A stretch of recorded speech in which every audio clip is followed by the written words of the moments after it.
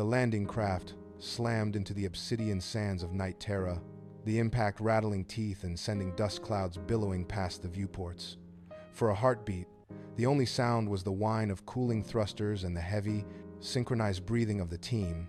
Jacqueline gripped the bulkhead, steadying herself as the ship groaned under the weight of the gravity. Darius checked the power levels on his console, his fingers moving with practiced speed across the interface. Scarlet stood by the ramp, her hand resting on the release lever. The airlock cycled with a sharp, pneumatic hiss. A blast of cold, dry air rushed into the cabin, carrying the metallic scent of crushed rock. The ramp lowered, revealing a landscape of jagged black glass stretching into the horizon under a dim, alien light. Jacqueline moved first, her boots crunching into the dark sand. Darius followed, eyes scanning the perimeter for any sign of movement. Scarlet stepped out last, pausing to look back at the ship that was their only link to home. They stood together on the vast, silent plain, to the sheer scale of the isolation pressing in on them from all sides. There was no turning back. Above them, the sky began to bleed violet. Thin, jagged ribbons of light stretched across the atmosphere, pulsing in a slow, rhythmic cadence that matched a heartbeat. The obsidian sand beneath their feet caught the glow, reflecting the shifting colors in a dizzying array of dark patterns. This was the sign. The Great Hibernation was not a myth or a legend, but a physical reality descending upon the planet. As the aurora intensified, the temperature plummeted, turning the air into a biting, razor-sharp mist that clung to the skin. Jacqueline watched the horizon as the light ripples grew wider and more erratic. The silence of the plains was replaced by a low, subterranean hum that vibrated through the ground and into their very marrow. Every pulse of the sky seemed to drain the heat from the world, leaving behind a cold that promised to turn everything to ice. Darius looked at his wrist monitor, the display flickering as the electromagnetic interference surged. The window for their mission was closing before they had even begun. They moved forward, boots kicking up dark dust, while the violet light bathed the landscape in a sickly, beautiful glow that signaled the end of all warmth. The ridge dropped away into a crater of jagged glass, and there, the source of the planet's turmoil stood revealed. Two distinct lines of figures stretched across the floor of the basin, separated by a thin strip of barren ground. On the left, the bears stood with their heavy, serrated blades grounded, their breathing synchronized into a low, guttural growl. Opposite them, the werewolves held their curved steel high, fingers white-knuckled around the grips. A century of hatred hung in the air, thicker than the violet haze. Jacqueline, Darius, and Scarlet crouched at the rim, watching the distance between the two groups slowly shrink. Every movement was calculated, a dance of impending slaughter. A bear warrior on the flank shifted his weight, his grip tightening until the metal groaned. A werewolf opposite him hissed, bringing his blade into a striking arc. The air between them crackled with the static of the aurora, but the sound of steel sliding against leather sheaths cut through the hum. It was no longer a matter of if they would strike, but who would be the first to draw blood. The factions leaned forward, muscles coiled, eyes locked in a lethal, unblinking stare that made the very ground feel unstable. The scream of a werewolf shattered the stalemate. Both sides surged forward, a tidal wave of aggression rushing toward the center of the crater. Jacqueline dropped to the sand, hand raised in a sharp command. Darius did not hesitate. He lunged into the space between the colliding lines, palms thrust forward. A concussive blast of kinetic energy erupted from his hands, a visible ripple in the air that tore through the center of the basin. The sound was a deafening crack, like a mountain splitting in two. The shockwaves slammed into the front ranks of both bears and werewolves, throwing them backward with violent force. Blades spun through the air, clattering against the obsidian glass until they skittered into the dark crevices of the crater floor. For a heartbeat, there was only the sound of heavy breathing and the faint hiss of cooling air. The warriors scrambled to find their footing, but their weapons were gone. Scattered across the sand, they stood frozen, chests heaving, staring at the empty space where their enemy had stood seconds before. The silence that followed was heavy and absolute, replacing the roar of battle with the shock of sudden, total helplessness. The factions looked at one another, then turned their gaze toward the three strangers who had just dismantled a century of war in a single motion. The silence in the crater held, brittle and sharp. Jacqueline stood firm, her eyes scanning the disarmed ranks, while Darius kept his hands raised, fingers still vibrating with residual energy. Scarlet stepped past them, moving into the center of the gap where the weapons had fallen. She closed her eyes, palms turning upward, and began to chant in a low, steady rhythm that hummed against the violet sky. The obsidian sand beneath her boots began to liquefy, swirling into tiny, dark vortices. A surge of cold wind whipped through the basin, carrying the scent of ozone and ancient ice. Above, the sky tore open, a jagged rift, revealing a brilliant, swirling nebula of starlight. Through the fracture, a massive shape descended, its wingspan eclipsing the aurora. Frostwing emerged, its scales catching the violet pulse of night terra and refracting it into 1,000 blinding, icy hues. The dragon circled once, its movement fluid and silent, before hovering mid-air above the center of the crater. The light radiating from its scales washed over the obsidian floor, turning the jagged glass into a mirror of shimmering, frozen stars. The warriors below shielded their eyes, squinting against the sudden brilliance. The tension in the crater shifted from the threat of violence to the weight of an impossible, towering presence. The dragon tilted its head, a rhythmic, deep vibration emanating from its chest, and waited. The ancient bear leader took a slow, heavy step forward, his feet crunching against the obsidian glass. His milky eyes remained fixed on the hovering dragon, unblinking and vacant. Scarlet signaled with a sharp downward motion of her hand. Frostwing responded instantly, lowering its massive head until it hung just inches from the leader. The dragon inhaled, a deep, resonant sound that pulled the surrounding air into its throat, and then released a slow, steady stream of vapor. It was not fire, but a dense, crystalline mist that glittered with the intensity of crushed diamonds. As the vapor poured forward, the temperature in the crater plummeted. Frost formed instantly on the loose sand, creeping outward in intricate, jagged patterns. The leader reached out, his gnarled fingers trembling as they touched the swirling fog. He did not recoil. The mist swirled around him, thick and heavy, clinging to his skin like a second layer of frozen light. He staggered, the sudden influx of cold forcing him to draw back, but the vapor held him in place, weaving through the air until he was completely obscured from view. The factions watched in total silence as the dragon continued to exhale, burying the leader in a shimmering, swirling cloud of absolute stillness.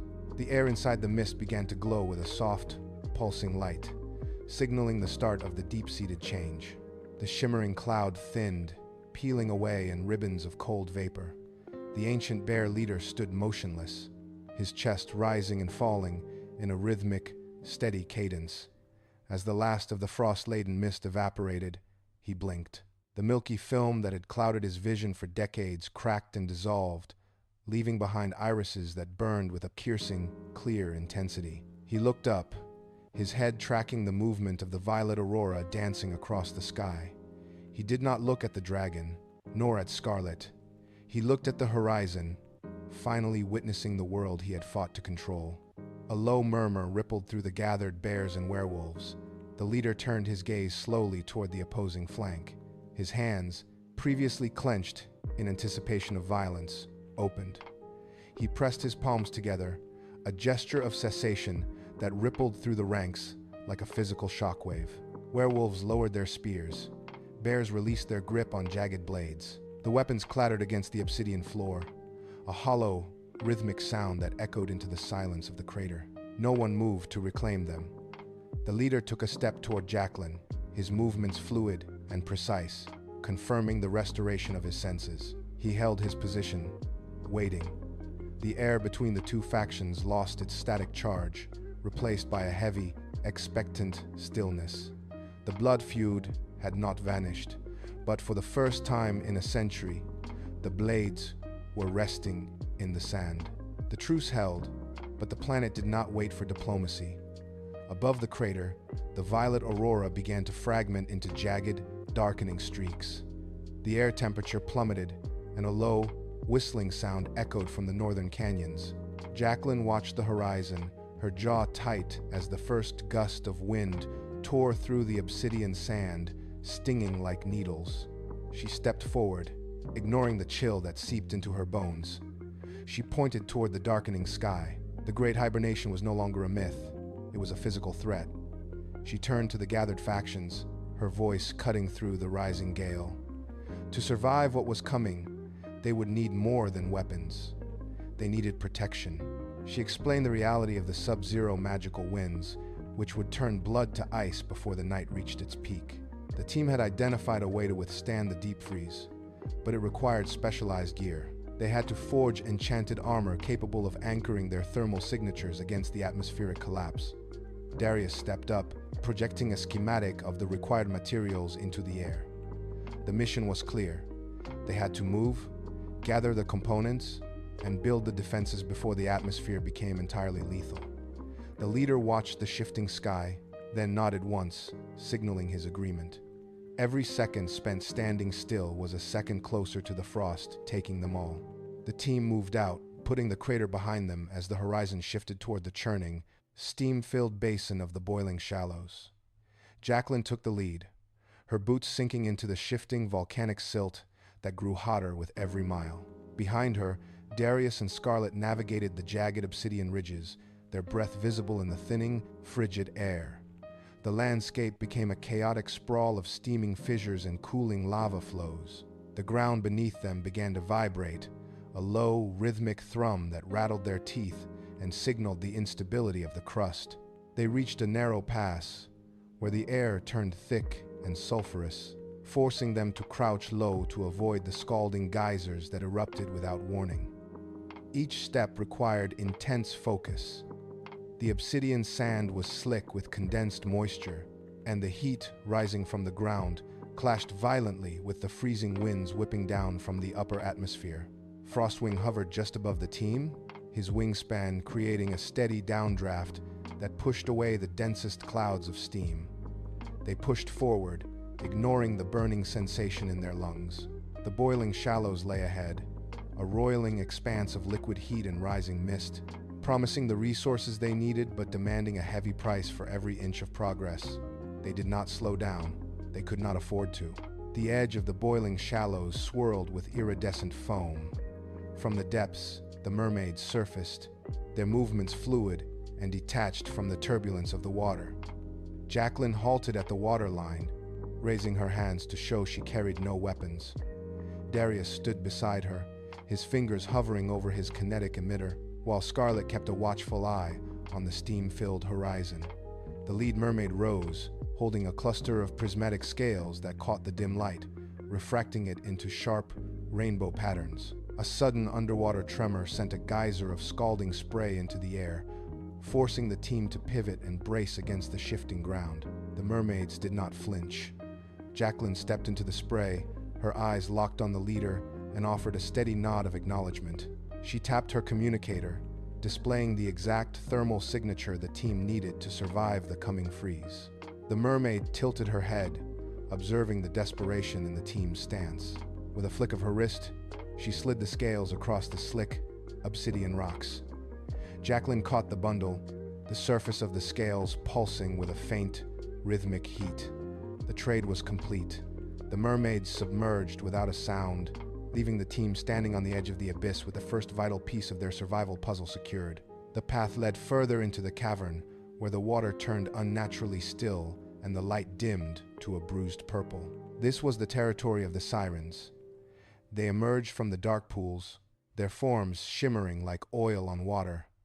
No words were spoken, but a hum resonated through the stone, vibrating directly against the team's temples. Jacqueline felt the air grow heavy, as if the oxygen were being replaced by cold, stagnant water. A voice echoed in their minds, layered and discordant, demanding a price for the pearls they sought. The sirens circled, their eyes devoid of warmth, waiting for a single moment of hesitation. Darius gripped his pulsometer, but the energy flickered and died, suppressed by the sheer weight of the mental onslaught.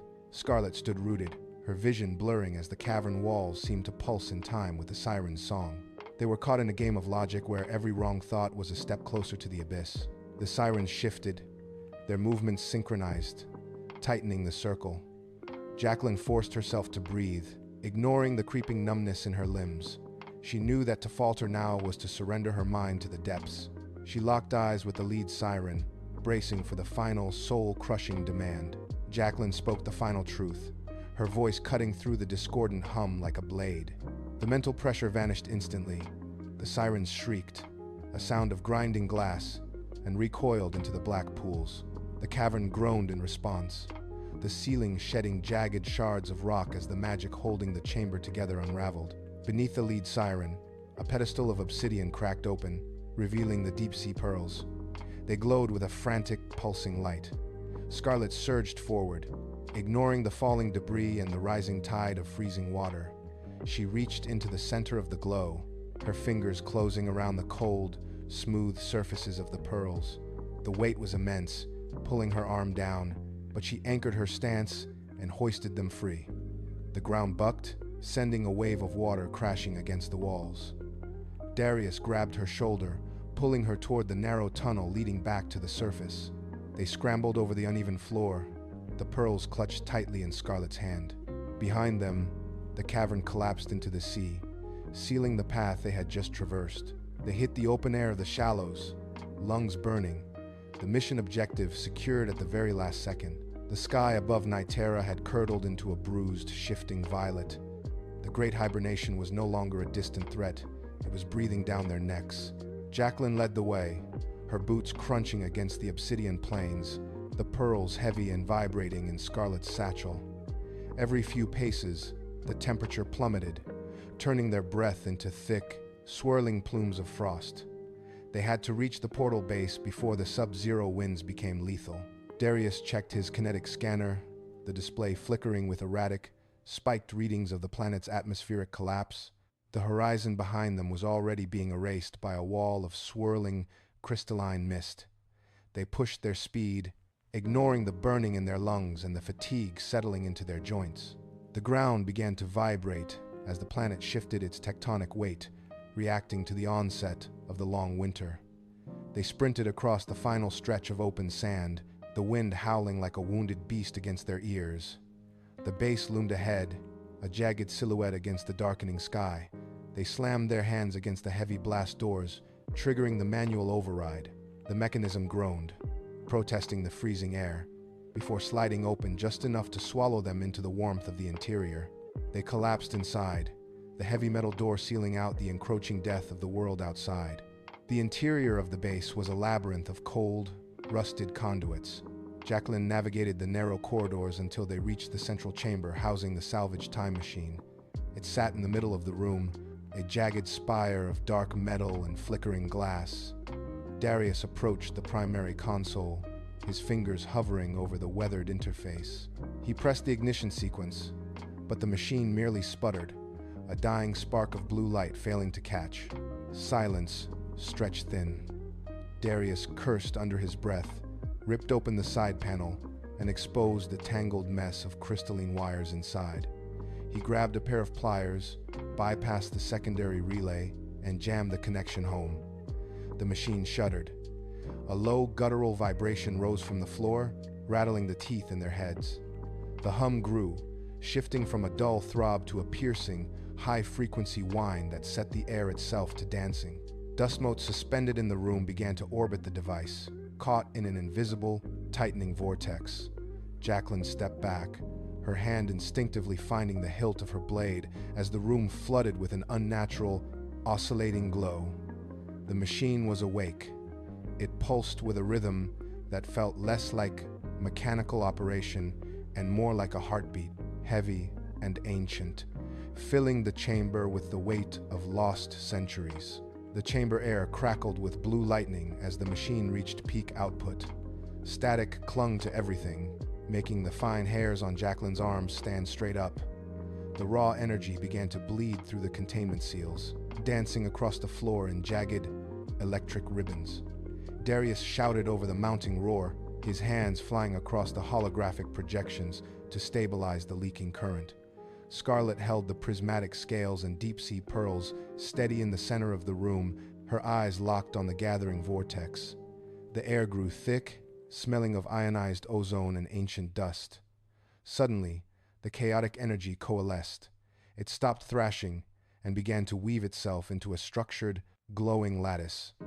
From the heart of the machine, thin filaments of light stretched out, pulling the raw materials into the swirling vortex. The pearls dissolved into fine, iridescent powder, feeding the shimmering web.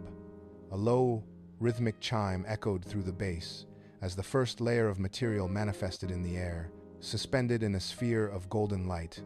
It was no longer just energy. It was solidifying into something tangible. The team watched as the light pulsed, carving out the form of heavy, protective plating. The merger of magic and mechanics was complete, and the protective gear began to take shape, layer by layer, within the heart of the hum. The glowing constructs hung in the air, shifting like liquid mercury. Each piece rippled, expanding and contracting as the machine scanned the room. The armor reached toward the bears, molding its heavy plates to accommodate their broad, dense frames, then flickered violently. It morphed again, thinning its structure and sharpening its edges to suit the lean, agile anatomy of the werewolves. It was a chaotic, rapid-fire sequence of reformatting. The metal groaned with the sound of grinding stone and snapping bone. Darius stepped forward, watching the process with intense focus, his hand ready to abort if the stability plummeted. The armor reached a final, frantic state of flux, vibrating until the air blurred. Then, silence snapped back into the room. The pieces hardened instantly, locking into their final, adaptive form. They were no longer mismatched components. They were perfectly mirrored plates that could expand or compress based on the wearer's movement. A bear reached out, testing the weight of a greave, and watched as the metal flowed like water to match his grip. A werewolf touched a chest plate, and the surface adjusted to his exact dimensions without a stutter. The machine dimmed, its work complete.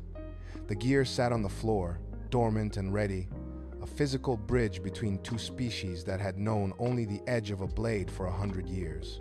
The triumph in the chamber was short-lived. Jacqueline stepped toward the observation port, her hand instinctively hovering near her waist.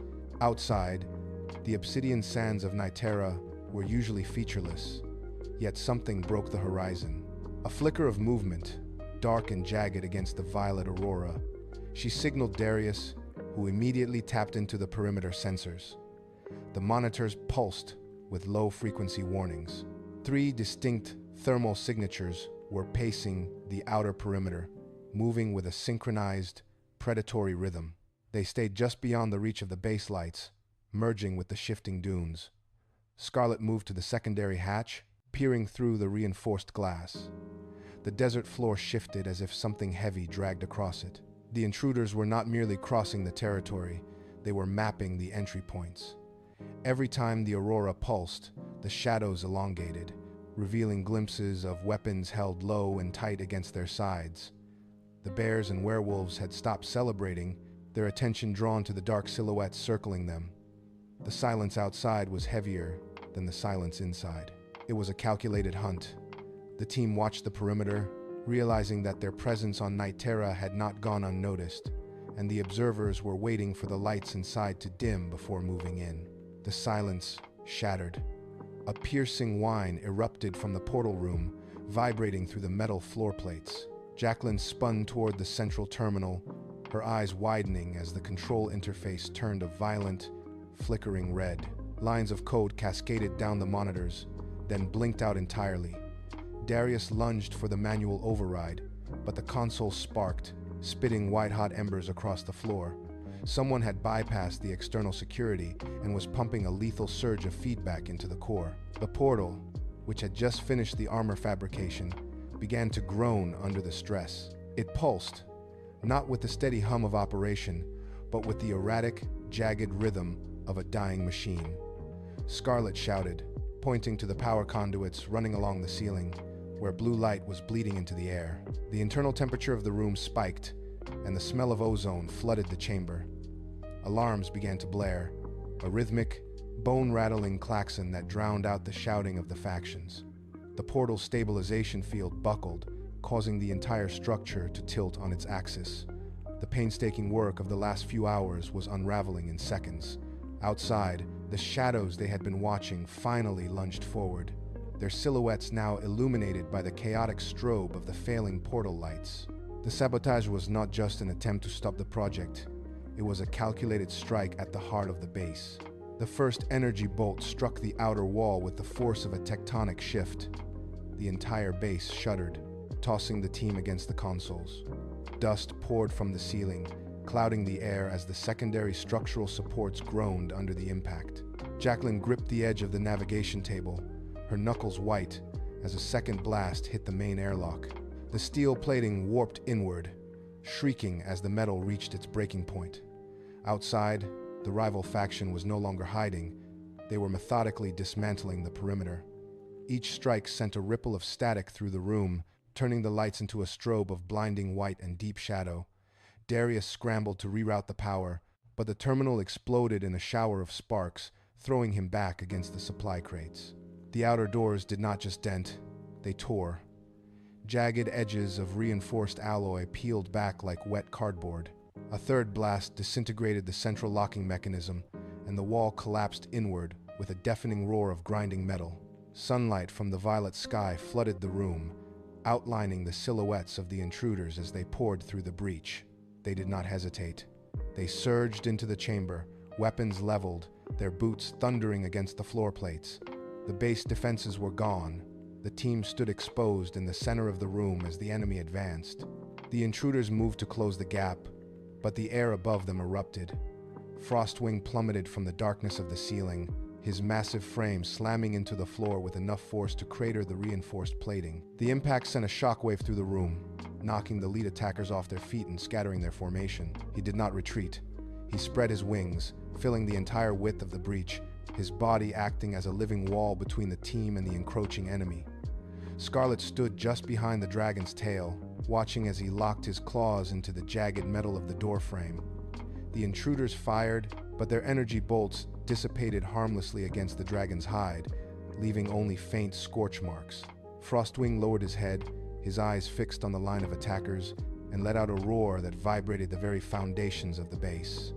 The sound was a physical weight, forcing the enemy to stumble back toward the threshold. He held his ground, a mountain of scales and muscle that rendered the breach impassable. No one moved. The intruders were stalled, staring up at the wall of teeth and wings that had suddenly claimed the center of the room. The tide had turned, pinned by the presence of a single, immovable force. The intruders refused to yield.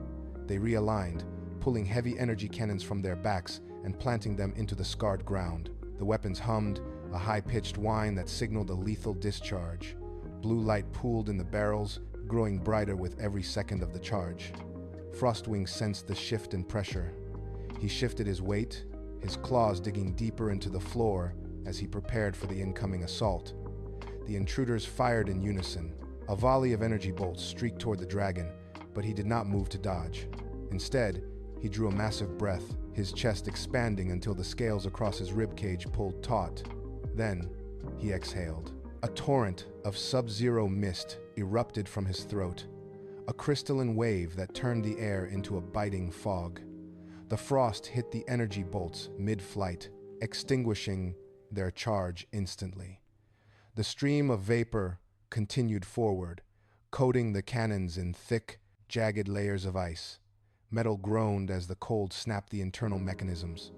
The barrels turned brittle, the firing pins locked solid, and the glowing light within the devices died into dull, frozen gray. The intruders stood motionless, their weapons transformed into useless, frozen sculptures. Frostwing let out a final, low hiss, and the chamber temperature plummeted, sealing the victory with a layer of frost that glittered under the violet sky. Jacqueline did not watch the frozen intruders. She turned back to the workbench, her fingers moving with frantic precision. Darius and Scarlet worked beside her, securing the final segments of the gear. The metal groaned under their hands, shifting and clicking into place as the ancient mechanisms responded to their touch. Outside the base, the atmosphere began to howl. A low, rhythmic, thrumming sound echoed through the walls, signaling the arrival of the magical winter. The first gust of sub-zero wind slammed against the exterior, causing the heavy blast doors to shudder. Frost began to spiderweb across the interior walls, moving toward them with visible speed. Jacqueline grabbed the last piece of hardened plating, a heavy gorget designed for the final seal. Her breath hitched as the room temperature plummeted, turning her exhales into thick, white clouds. She aligned the pins, her hands trembling from the sudden, biting cold. One click, then another. She jammed the final clasp shut, locking the entire system just as a massive sheet of ice shattered the reinforced viewport. The wind roared into the chamber, a blinding, swirling vortex of absolute zero. They stood in the center of the room, the protective gear humming with a faint, pulsing light. They were ready. The winter had arrived, but they were no longer vulnerable to its touch. The storm did not merely enter, it claimed the space. A white wall of crystalline needles tore through the breached viewport, scouring the floor and turning the air into a blinding, opaque vortex. Jacqueline slammed her boots into the metal grating, anchoring her weight as the wind threatened to lift her off the ground. The protective gear flared, a deep, rhythmic pulse of amber light radiating from the seams. This was the test. The sub-zero pressure hammered against their chests, a physical force that sought to find a single crack in the seals. Darius and Scarlet braced themselves, linking arms to hold their position against the gale. The roar of the wind became a high-pitched scream, vibrating through the very foundation of the base. Slowly, the chaotic swirling began to stabilize. The gear held. The biting cold that should have shattered bone was redirected, flowing harmlessly around the surface of the plating. Outside, the violet sky vanished, replaced by a relentless, shimmering expanse of white. The temperature dropped to an impossible low, freezing the very moisture in the air into glittering, suspended shards. They stood in the eye of the transformation, the only stable points in a world turning to ice. The transition was complete. Night Terra had entered the deep winter, and for the first time, the environment failed to break them. The howling wind receded to a low, rhythmic drone. Across the debris-strewn floor of the base, the bears and the werewolves emerged from the shadows of the machinery. For a heartbeat, the air remained heavy with the weight of a century of conflict. Hands drifted toward familiar weapon hilts, but the movements were slow, burdened by the realization that their old methods had offered no protection against the frost. Jacqueline stepped between them, her presence a silent command. She gestured toward the portal. The bears looked at the werewolves, their eyes scanning the unfamiliar plating that now encased both sides. There was no recognition of the enemy, only the reflection of their own survival. One by one, the factions stepped forward, closing the distance that had defined their existence for generations. They aligned their shoulders. A bear moved to the left of a werewolf, locking into position with mechanical precision. They braced their feet against the frozen deck, forming a single, unbroken line. The plating they wore caught the ambient light, creating a seamless, metallic surface that erased the visual boundaries between the two species. They stood as one, a unified force forged in the crucible of the absolute zero storm. The divide had vanished, replaced by the rigid, synchronized posture of soldiers who finally understood the stakes of their collective survival. Jacqueline gave the signal. The line moved. It was not a chaotic rush, but a deliberate, synchronized advance. Footsteps hit the frozen floor in unison, a rhythmic percussion that echoed through the vast hangar. They marched toward the portal, a single entity of steel and shared purpose. Halfway to the threshold, the ceiling groaned. A massive support beam, weakened by the shifting pressure of the sub-zero storm, buckled and tore from its mountings. It swung down, threatening to crush the center of the formation. Without a word, a bear and a werewolf locked arms, slamming their shoulders against the descending steel. They held the weight together, their knees digging into the obsidian floor, the plating on their forearms screeching as it bit into the metal. The rest of the line did not break. They flowed around the obstruction, adjusting their pace, maintaining the integrity of the formation. The two holding the beam shoved in tandem, throwing the debris aside with a final, metallic crash. They regained their position instantly, slipping back into the rhythm of the march. The hatred that had fueled a millennium of war was absent, burned away by the necessity of the moment. They reached the base of the portal, their movements precise, their resolve absolute, ready to face the final cycle of the storm. The portal loomed, a swirling vortex of violet static that pulled at the very air in the room. It was a hungry mouth, wider than any they had faced before. Jacqueline, Darius, and Scarlet stood at the vanguard, their hands raised. The bears and werewolves slammed their palms against the outer frame of the device, creating a closed circuit of living force. The vortex bucked. A surge of kinetic feedback slammed into them, vibrating through their bones and threatening to break their stance. A bear snarled, not in anger, but in sheer physical strain, his feet sliding backward on the obsidian. A werewolf grabbed his arm, anchoring him back into place. They were a chain of living metal and muscle now. The static grew louder, a high-pitched whine that drowned out the storm outside. Jacqueline shouted a command that was lost in the roar, but the intent was clear. They pushed. Every ounce of energy they possessed flowed into the frame. The vortex shrieked, the violet light spiraling into a blinding, white-hot core. It expanded, consuming the shadows, the machinery, and the very air until the room vanished. Then, a pulse of absolute stillness rippled outward. The energy collapsed inward with a final, thunderous crack, snuffing out the vortex. A silence so profound it felt heavy replaced the chaos. The hibernation cycle had been severed. The white light retreated, peeling back from the chamber like a receding tide. Where the vortex had been, only empty air remained. The hum that had vibrated in their teeth for hours vanished, leaving a void of sound so sharp it felt like pressure. Outside, the howling winds that had defined the great hibernation simply ceased. The violet aurora that had pulsed above the obsidian plains dimmed to a soft, static glow. Jacqueline lowered her hands, her breath hitching in the sudden stillness. Beside her, the bears and werewolves did not move. They stood amidst the wreckage of the portal, their chests heaving, eyes scanning a horizon that was no longer screaming. A single piece of debris fell from the ceiling, the clatter echoing across the vast, open space like a gunshot. No one flinched. The ground beneath their boots felt solid, reclaimed from the magical tremors that had plagued the planet for a millennium. Darius walked to the edge of the threshold and looked out. The sky was clear, the air was still. The violent gale that had scoured the sands for decades was gone, leaving behind a heavy, profound peace that settled over the plains like a physical weight.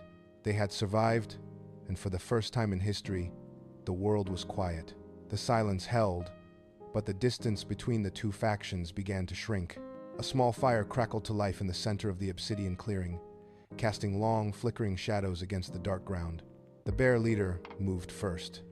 He reached into a pouch and produced a single, dry ration block, breaking it into two halves with an audible snap. He extended one piece toward the nearest werewolf. The werewolf froze. His hand twitched, fingers hovering inches from the offered food. 1,000 years of territorial blood feuds hung in the space between them, a history of scars and cold, dark winters. The werewolf finally reached out, taking the fragment. He took a bite, then nodded. Around the fire, others began to mimic the movement. They sat on the cold sand, backs against the cooling stones, and shared the meager supplies. There were no grand speeches or sudden smiles, only the rhythmic sound of eating and the sight of rivals sitting within arm's reach of one another. The act was simple, almost mundane, yet it carried the crushing weight of a millennium of hostility finally brought to a halt. They were no longer armies facing a storm. They were individuals, tired and hungry, finding common ground in the most basic human necessity. Jacqueline, Darius, and Scarlet withdrew from the clearing, climbing the jagged obsidian ridge that overlooked the valley. From this vantage point, the scale of Night Terra felt different. The violet aurora had settled into a steady, calm luminescence, draping the planet in a soft, tranquil light. Below, the fires of the bears and werewolves appeared as tiny, clustered embers against the vast darkness of the sand. They watched as the two factions sat in the same space, their silhouettes indistinguishable from one another. It was a sight that defied a millennium of history. Darius wiped the dust from his palms, his shoulders finally dropping as the adrenaline of the mission bled away. Scarlet stood beside him, her gaze fixed on the horizon where the magical winter had been averted. She breathed in the air, finding it thin but clean, devoid of the volatile energy that had once choked the atmosphere. There was no celebration, no cheers echoing through the canyons, just a quiet, deep-seated satisfaction that resonated between them. They had arrived as outsiders in a land of war, and they were leaving behind a world reclaimed by its own inhabitants. The silence of the ridge felt heavy with the gravity of their purpose. They stood together, three figures against the violet sky, witnessing the quiet birth of a new era for a planet that had forgotten how to be peaceful. Jacqueline turned away from the ridge, gesturing for the others to follow back toward the extraction site. The portal stood near the base of the cliffs, a vertical tear in the air that usually hummed with a steady, low-frequency vibration. As they approached, the sound changed. It became a jagged, uneven stutter. The light inside the aperture, previously a calm blue, began to flicker with sharp, rhythmic flashes of deep crimson. Darius stopped, his device held up to scan the energy field. He frowned, tapping the screen repeatedly as the readings spiked into the red. Scarlet stepped closer, her hand hovering near the edge of the distortion. The air around them grew heavy with static, making the fine hairs on their arms stand up. The portal was not stabilizing, it was recalibrating. It pulsed once, twice, then threw a beam of refracted light across the obsidian sand, illuminating a landscape that was clearly not Nitera. The team exchanged a look. The piece they had built remained, but the path home had vanished, replaced by an open, unmapped void. Jacqueline stepped to the front, her jaw set, and reached for the controls. The flicker intensified, casting long, frantic shadows against the cliff face. Whatever awaited them next was already pulling at the edges of reality, and the mission was far from over.